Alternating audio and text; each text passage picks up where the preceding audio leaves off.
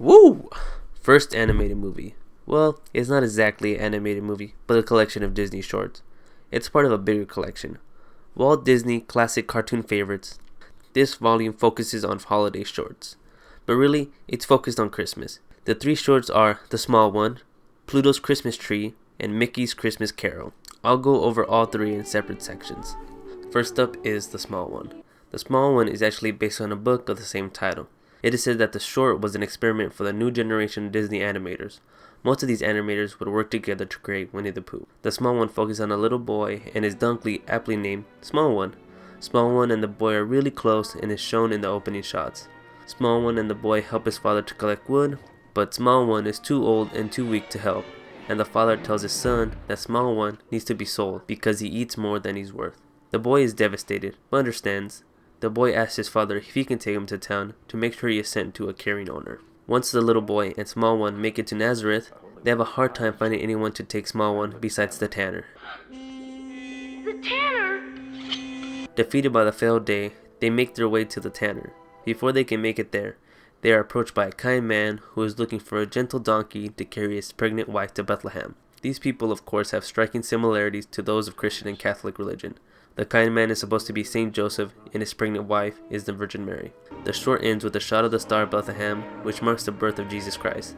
The short is about 25 minutes long. Besides the material, the short is quite beautiful to look at. All of the shots of the market and Nazareth really are beautiful. The animation is smooth, and the movement of the characters really add depth.